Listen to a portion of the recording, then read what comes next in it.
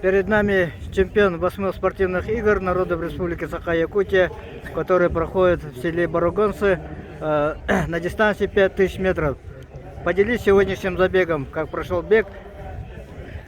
Во-первых, всем привет, здравствуйте и спасибо за то, что переживали и болели за меня и за остальных ребят. Бег сегодня сложился, я бы сказал, не менее драматично, чем вчера, потому что сегодня я был, не уверен в своих силах. И очень аккуратно бежал с ребятами, и до последнего, то есть мы на последний километр уходили вчетвером, по-моему, и то есть интрига до последнего сохранялась, и на самом деле я думаю, что зрителям понравилось. То есть мы устроили интересную борьбу. Вот вчера я видел, после 10 километров на скорой тебя увезли, даже на носилках, и я думал, даже до сегодняшнего дня не восстановиться. Как вчерашний день прошел после этого забега?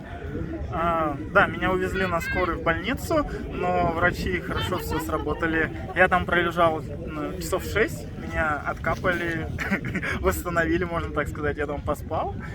Пришел в себя, проверили сердце, кровь, и отпустили, сказали, что все хорошо, отдыхай и уже смотри по самочувствию сам. Типа, если все нормально, то можешь выйти на старт. Главврач предупредил, чтобы я был аккуратен.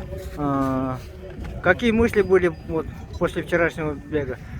Конечно, хотелось реабилитироваться, потому что я сюда приезжал, можно так сказать, фаворитом, и думал, что выиграю как и 10 тысяч метров, так и 5, но, как говорится, не всегда все в наших планах, да, и всему должно, случиться, поэтому, наверное, это к лучшему, потому что своего рода была интрига, как и на десятке, с одной стороны она драматичная, с другой это спорт, и без таких моментов никуда, поэтому, такое бывает.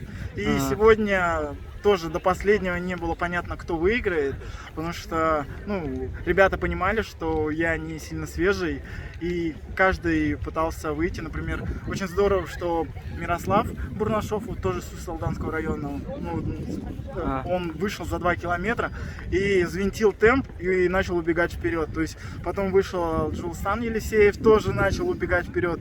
И я до последнего контролировал, но в один момент за 300 метров до финиша, если честно, я уже думал, что я буду вторым, потому что Джулстан начал убегать, а мне по ногам было очень некомфортно.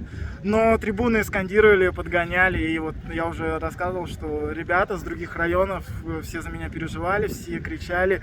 Не знаю, откуда силы взялись, но ноги сами начали перебирать, и я раз, смотрю, я его догоняю. И когда мы вышли на финишную прямую, и когда все скандировали Артур и Усть-Алданский район, и я понимаю, что обидно будет проиграть, потому что следующие игры только через 4 года, и я понимаю, что, скорее всего, я уже на них участвовать не буду и приеду как зритель. Поэтому очень приятно, что мне удалось дома выиграть. Это, своего рода для меня очень почетно. Вот ты уже многократный чемпион и спартакиад Матчар, и спортивных игр. Каково это дома бежать, ответственность или какое-то давление, и в других местах, где ты выиграл? Давление это колоссальное, особенно это вчера сказалось, потому что я, на самом деле, уже с середины дистанции понимал, что я убежал далеко вперед, и, по идее, можно было, спокойнее бежать. Но трибуны подгоняли, родственники подгоняли вперед, ребята подгоняли вперед. И это сыграло злую шутку, что я побежал... Что я побежал очень, быстро и не учел, что погода жаркая. И, конечно, в конце, буквально, на самом деле, мне там 2-3 минуты не хватило. В социальных сетях было много рассуждений по этому поводу.